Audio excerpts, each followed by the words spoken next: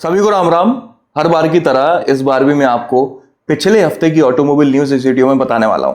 तो चलिए शुरू करते हैं, दो तरह की बातें किए बगैर। तो सबसे पहली न्यूज़ है नेक्स्ट जनरेशन फोर्ड रेंजर को टीज किया गया है। 24 नवंबर को इसका ग्लोबल अनवील है, उसके पहले। वैसे तो ये न्यूज़ अपन लोगों के लिए अब कोई लॉजिकल नहीं रहेगी, क्योंकि फोर्ड इंडिया छोड़कर जा चुकी है और ये गाड़ी इंडिया मुझे तो नहीं लगता बिल्कुल भी आने वाली है। लेकिन ठीक है यार, खबर होनी चाहिए। आगे बढ़े तो भाई हुंडई आयोनिक 7 के इलेक्ट्रिक व्हीकल कंसेप्ट को टीज किया गया है। यार ये कब से होने लगा?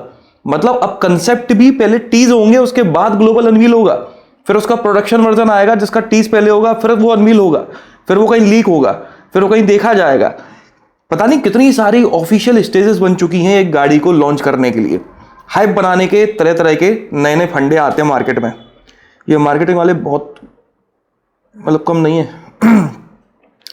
ये ब्रांड का सबसे बड़ा इलेक्ट्रिक व्हीकल होगा और इसका जो फुली रिवील है वो 17 नवंबर को होने वाला है। आगे बढ़े, वैसे आप लोगों ने नोटिस करा होगा तो धीरे धीरे, ज़्यादा दिन नहीं हुए लेकिन धीरे धीरे लगभग पिछले 7-8 महीने से जितनी भी न्यूज़ मैं बताता हूं उनमें से 40% न्यूज़ इलेक्ट्रिक गाड़ियों की होती है। चेंज आ रहा है? मतलब यार ये कंपनी इंडिया आई क्यों है? ये मुझे लगता है ये कोई और काम कर रहा है इन कंपनी के नाम पे, क्योंकि ऐसा कोई कंपनी कैसे कर सकती है। सिट्रन नाम आपने सुना होगा कंपनी का। इन्होंने अपनी पहली प्रोडक्ट लॉन्च करी C5 एयरक्रॉस, जो कि एक एसयूवी है। दुनिया भर की ओवर प्राइस्ड है पहले से ही। उसके अलावा जिस सेगमेंट में लॉन्च हुई है उससे कई सारे फीचर्स उसमें कम भी मिलते हैं, और अब इसके प्राइसेस को 90,000 से 1,40,000 रुपए और बढ़ा दिया है। भाई मतलब क्या सोच के इतने प्राइसेस बढ़ाए हैं? थोड़ा बहुत हाइक नहीं है 5, 10, 15, 20 हजार रुपए का। 1,40,000 रुपए, लगभग 1.5 लाख रुपए का हाइक है इस गाड़ी के प्राइसेस में, जो पहले से ही काफी ज्यादा ओवर प्राइस्ड है। अब इस गाड़ी को खरीदना तो बॉस, कौन खरीदेगा इसको? जो खरीदेगा उसको भैया थोड़ा नमस्कार। इंडियन ऑयल और बीपीसीएल समझते हो, भारत पेट्रोलियम, ये दोनों अपने पेट्रोल पंप्स पर, फ्यूल स्टेशन पर 17,000 इलेक्ट्रिक व्हीकल चार्जर्स इंस्टॉल करने वाले हैं। ये तुरंत तो नहीं हो पाएगा ये काम, 3-4 साल लगेगा ये सब करने में, और इससे काफ़ी चीज़ें इंप्रूव होंगी। आप खुद देख रहे हो कि हाल फिलहाल तो खैर कुछ भी नहीं है अरेंजमेंट, लेकिन 3-4 साल में आपको लगभग 15-20 पेट्रोल पंप में से किसी एक में आपको चार्जर मिलना शुरू हो जाएगा। बाकी लगता है मुझे लगभग 10 साल लगेगा ठीक ठाक व्यवस्था जमने में, कि हाँ आप एक इलेक्ट्रिक गाड़ी खरीद कर कहीं लंबा ट्रैवल कर सकते हो। क्योंकि भाई एटीएम की सेवाएं भी आए हुए कितने साल हो गए, अभी भी 10 में से 7 एटीएम में पैसे नहीं होते। तो भाई ये तो चार्जर वाली बात है, और हम तो भारतीय लोग हैं, चार्जर तोड़ देंगे, घर निकाल के ले जाएंगे, पता नहीं क्या क्या नाटक होंगे। अभी लगना तो चार्जर 25 तरह की समस्याएं और आएंगी। नेक्स्ट जनरेशन विटारा ब्रीजा की टेस्टिंग शुरू हो चुकी है इंडियन रोड पर। भाई देखा गया है, हालांकि पिक से कुछ भी क्लियर नहीं है कि इसकी डिज़ाइन कैसी होगी कैसी नहीं होगी, पूरी तरह से कवर्ड है, लेकिन हाँ टेस्टिंग शुरू हो चुकी है। अगले साल के मिड तक शायद ये अनवील हो जाए, और उसके अगले साल मतलब कि 2023 में लॉन्च भी हो जाए। आगे बढ़ें तो स्कोडा स्लाविया जो सेडान है, इसके इंटीरियर के स्केच को रिवील किया गया है। पिछले संडे एक्सटीरियर के स्केच को रिवील किया था। जिस तरह से एक्सटीरियर में कुछ समझ में नहीं आ रहा था, उस तरह से इंटीरियर में भी कुछ समझ में नहीं आ रहा है। एक ये और नई स्टेज आ गई है स्केच रिवील करना। तो हाँ, ये सेडान जो लॉन्च होने के बाद रैपिड को रिप्लेस करने वाली है। कब लॉन्च होगी? नेक्स्ट ईयर लॉन्च होगी शुरुआत में।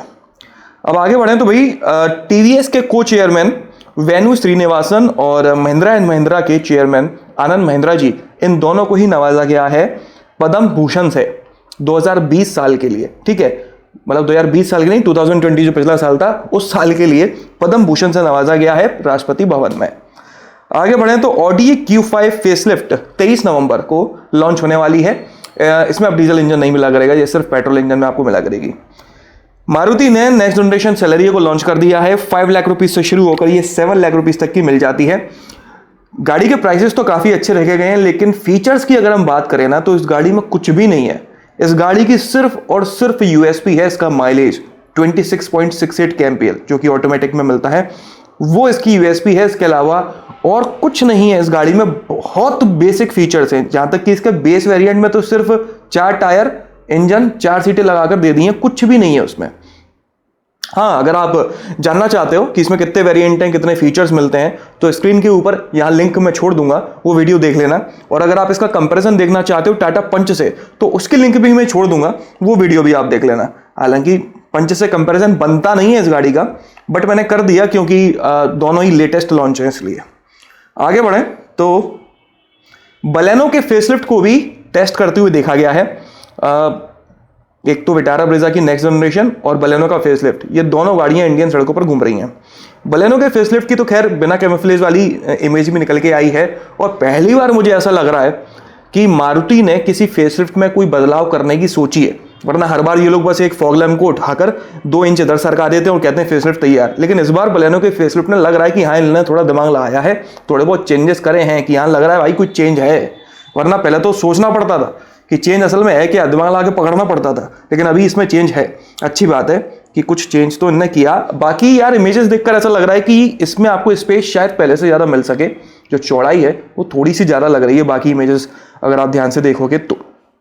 ग्लोबल एनसीएपी क्रैश टेस्ट में XUV 700 ने 5 आउट ऑफ 5 स्टार की बेहतरीन टेस्ट रेटिंग स्कोर करी है, लेकिन अभी भी टाटा पंच का जो रिकॉर्ड है वो नहीं टूट पाया। मेरा मतलब है ये गाड़ी और पंच दोनों ही 5 स्टार हैं, लेकिन अगर आप पॉइंट्स की बात करोगे ना, तो अभी भी पंच ने ज़्यादा स्कोर करा है। बहुत बड़ा डिफरेंस नहीं है, बट स्कोर पंच का ज़्यादा ही है। तो भाई 5.5 लाख रुपए की गाड़ी अभी भी 25-30 लाख रुपए की गाड़ियों को कॉम्पिटिशन दे रही है। आगे बढ़े तो भाई महिंद्रा ने 2027 तक 8 नए इलेक्ट्रिक व्हीकल्स इंडिया में लॉन्च करने का प्रोग्राम बनाया, और काफ़ी तगड़ी प्लानिंग है इन लोगों की इलेक्ट्रिक गाड़ियों को लेकर। अच्छा, ये लोग है ना इलेक्ट्रिक गाड़ियां महिंद्रा के अंडर लॉन्च नहीं करेंगे, ये एक नई सब ब्रांड बनाएंगे, उसके अंदर लॉन्च करेंगे। हो सकता है आपको महिंद्रा इलेक्ट्रिक का नया शोरूम भी देखने को मिले। क्रेटा के फेसलिफ्ट को ग्लोबली अनवील कर दिया गया है। इसमें advanced driver assistant system feature अब मिलने लगा है। इंडिया अभी नहीं आई है ये इंडिया नेक्स्ट ईयर के आखिर तक या 2023 की शुरुआत तक आ सकती है, डिपेंड करता है कोरोना की तीसरी लेयर पर और ये जो सेमीकंडक्टर चिप की कमी चल रही है उस पर। आगे बढ़ें, वैसे आपको क्या लगता है कोरोना की तीसरी लेयर आएगी क्या? कमेंट कर बताना। Honda RS mid size SUV के कंसेप्ट को रिवील कर दिया गया है। ये सबसे पहले इंडोनेशिया में बिकेगा। ये आप लोगों ने कभी ध्यान दिया, ये ज्यादातर गाड़ियां पहले इंडोनेशिया में लॉन्च क्यों होती हैं? वो की ट्रायल स्टेट है क्या? उसके बाद में फिर इंडिया लाया जाता है। एक आध गाड़ी पहले यहाँ भी लॉन्च कर दो। होंडा के पास तो वैसे भी कोई SUV नहीं बची है, मतलब ढंग की WRV, तो क्या मतलब है, वो कभी भी SUV नहीं लगती थी, हमेशा क्रॉसओवर लगती है। इसके अलावा मतलब ये RS के अलावा होंडा एक नई स्पेसिफिक SUV भी इंडियन मार्केट के लिए स्पेसिफिकली तैयार कर रहा है, ऐसी उन्होंने खबर दी है। अब हो सकता है कि वो SUV यही हो, पता नहीं, अभी कंफर्म नहीं है। Volvo XC90 petrol mild hybrid को लॉन्च कर दिया गया है 89.90 लाख रुपीस में। इसके भी डीजल इंजन को डिसकंटिन्यू कर दिया गया और इसमें अब पेट्रोल माइल्ड हाइब्रिड मिलता है। 2 litre 4 cylinder turbocharge petrol engine मिलता है 48 वोल्ट की मोटर के साथ में। दोनों मिलकर 300 bhp की पावर जनरेट करते हैं और 420 Nm का टॉर्क जनरेट करते हैं। इंटरनली और एक्सटर्नली मतलब कि डिजाइन में कोई चेंज नहीं किया गया है, सिर्फ पावर ट्रेन में चेंज किया गया है। किया EV9 कंसेप्ट को रिवील किया गया है। इसके साथ में किया ने यह भी अनाउंस किया है कि 2035 तक यूरोप में और 2040 तक जितने भी मेजर मार्केट्स हैं, बड़ी बड़ी कंट्रीज हैं, सब जगह किया सिर्फ इलेक्ट्रिक गाड़ियां ही बेचा करेगा। तो भाई ये अनाउंस लगभग हर कोई कर चुका है 2035-40 तक फुली इलेक्ट्रिक होने का, किया ने भी कर ही दिया। टोयोटा ने अवांजा और वीलोस को रिवील किया है। जिस तरह से अर्टिगा और XL6 है ना, उसी तरह से ये अवांजा और वीलोस है, समझ गए होगे। अच्छा, ये सेगमेंट वाइज देखा जाए तो अर्टिगा का राइवल है। इंडिया आएगी नहीं आएगी पता नहीं, क्योंकि टोयोटा वाले तो अर्टिगा को रोमियोन बनाने में लगे हुए हैं। अब रोमियोन के खिलाफ अपने ही शोरूम में अवांजा या फिर वीलोस को खड़ा करना पता नहीं इनको सही लगेगा नहीं लगेगा। स्कोडा एनियाक 4 जो कि एक इलेक्ट्रिक SUV है, इंडिया आने का इसका प्रोग्राम पूरा का पूरा बन रहा है। इसे इंपोर्ट किया जाएगा, इसलिए ये थोड़ी महंगी भी होगी, लगभग 35 से 40 लाख रुपए के सेगमेंट में लॉन्च होगी। 340 से 510 किलोमीटर की तक की रेंज इसमें क्लेम की जाती है। कई सारे वेरिएंट्स मिलते हैं, किसी में पावर ज़्यादा है रेंज कम है, किसी में पावर कम है रेंज ज़्यादा है, तो मैक्सिमम रेंज 510 किलोमीटर तक की इसमें मिलती है। कौन सा वेरिएंट इंडिया लाते हैं पता नहीं। स्कोडा बहुत हाइपर एक्टिव हो रखा है इस समय पर, फॉक्सवैगन से भी ज़्यादा। एक और खबर है, स्कोडा इंडिया में स्पेशली इंडिया के लिए एक सब 4 मीटर एसयूवी के ऊपर काम कर रहा है। मतलब कि जो नेक्सॉन, विटारा, ब्रेजा, वेन्यू वाली सेगमेंट है ना, उस सेगमेंट में ये एक नई एसयूवी लॉन्च करने वाला है। कैसी डिजाइन होगी कुछ नहीं पता अभी तक, कहीं कोई स्पाई नहीं की है, कुछ नहीं है, सिर्फ खबर है ये अभी तक। ठीक है, पोर्शे मैकान फेसलिफ्ट को लॉन्च कर दिया गया है 83.21 लाख रुपीस में। इसमें 2 लीटर और 2.9 लीटर पेट्रोल इंजन मिलता है। पोर्शे टाइकान और टाइकान क्रॉस टूरिज्मो को भी लॉन्च कर दिया गया है। 1.5 करोड़ रुपीस से शुरू होकर ये 2.31 करोड़ रुपीस तक की मिल जाती हैं मात्र। ये जो एसयूवी है ये इंडिया में इस ब्रांड की पहली इलेक्ट्रिक व्हीकल है। इसमें दो तरह के बैटरी सेटअप मिलते हैं, एक है 79.2 किलोवाट आवर और दूसरा है 93.4 किलोवाट आवर। रेंज की बात करें तो 456 टू 484 किलोमीटर की रेंज इसमें क्लेम की जाती है, डिपेंड करता है वही वेरिएंट और पावर सेटअप पर। कार्निवल याद है, मतलब भूल तो नहीं गए? कार्निवल में जो 9 सीटर वेरिएंट आया करता था ना, उसे डिसकंटिन्यू कर दिया है। अब कार्निवल में एक नई 6 सीटर वेरिएंट को इंट्रोड्यूस किया गया है प्रेस्टीज वेरिएंट में। 6 सीटर में क्या होगा कि आगे की जो 2 सीटें हैं वो तो रहेंगी, सेकंड रो में कैप्टन सीट्स और थर्ड रो में भी आपको कैप्टन सीट मिलेंगी। 7 सीटर कैसा होगा आपको पता ही है, और 8 सीटर कैसा होगा आपने देखा ही होगा। लेकिन जो उसका 9 सीटर वेरिएंट था ना, उसको डिसकंटिन्यू कर दिया, वो आपको नहीं मिलेगा। और ये बड़ी चुपके से लॉन्च करी है, 28.95 लाख रुपीस में ये 6 सीटर वेरिएंट लॉन्च किया गया है। इसके अलावा और कुछ नहीं है। तो अब finally Carnival 6 seater, 7 seater, 8 seater in 3 seating options में मिलती है। 9 सीटर गया। Next generation Suzuki S cross को भी टेस्ट करते हुए देखा गया है, लेकिन इंडिया में नहीं, इंडिया के बाहर। और कैमोफ्लेज तो नहीं है, इसके बिना कवर के आप इसकी इमेजेस को देख सकते हो। काफी हद तक डिजाइन समझ में आ रही है और इसका ग्लोबल अनवील भी होने वाला है 25 नवंबर को, उसके पहले ही देखा गया है।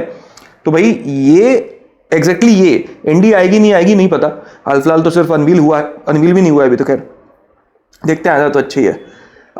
महिंद्रा ने एक जुगाड़ निकाली है सेमीकंडक्टर की कमी को थोड़ा मैनेज करने की। काफ़ी हद तक ये जुगाड़ सही भी है। असल में क्या है कि बुकिंग्स तो अनाप शनाप हुई रखी है, 70-80 हज़ार बुकिंग्स हो चुकी होंगी अब तक। तो कस्टमर्स को सप्लाई ये लोग कर नहीं पा रहे हैं। मिड जनवरी तक 14,000 कस्टमर्स को सप्लाई करने का इन्होंने कमिटमेंट किया है। उस कमिटमेंट को फुलफिल करने के लिए इन्होंने एक बीच का रास्ता निकाला है, वो ये कि अगर कोई कस्टमर अपनी XUV 700 जल्दी चाहता है तो उसे फिर एक एडजस्टमेंट करना होगा कि वो कम फीचर्स वाली XUV 700 ले ले, क्योंकि जितने ज़्यादा फीचर्स होते हैं गाड़ी में उतनी ज़्यादा चिप लगानी पड़ती है जिसकी शॉर्टेज चल रही है।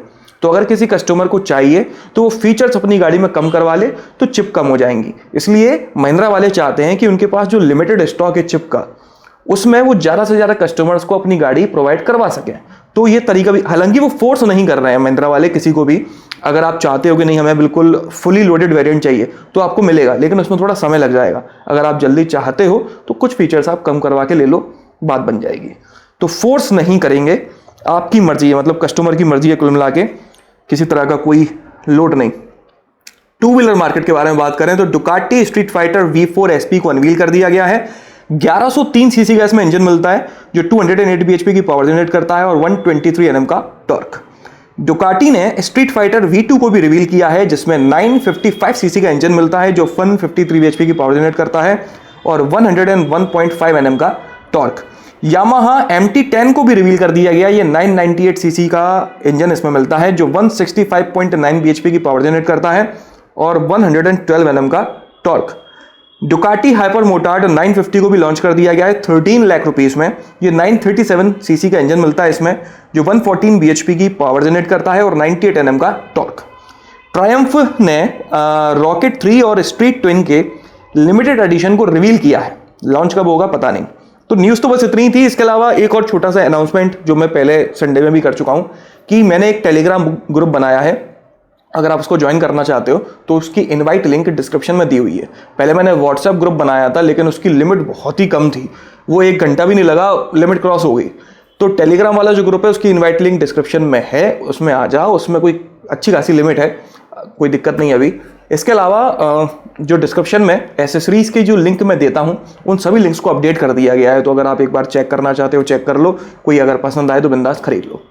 तीसरा जो अनाउंसमेंट है वो ये है कि भाई जो फर्स्ट कमेंट अवार्ड है उसको जीतने के लिए मैंने थोड़ी आसानी कर दी। वो ये कि अगर आप इंस्टाग्राम और मेरे फेसबुक पेज को लगातार फॉलो कर रहे हो तो आपको अपलोड टाइम पता चल जाएगा कि मैं एग्जैक्टली वीडियो कब अपलोड करने वाला हूँ, ताकि आप तैयार रह सकते हो कि जैसी नोटिफिकेशन आए आप वैसे ही सबसे पहली कमेंट कर दो। तो भाई इस वीडियो में तो बस इतना ही। आपका दिन शुभ रहे। धन्यवाद।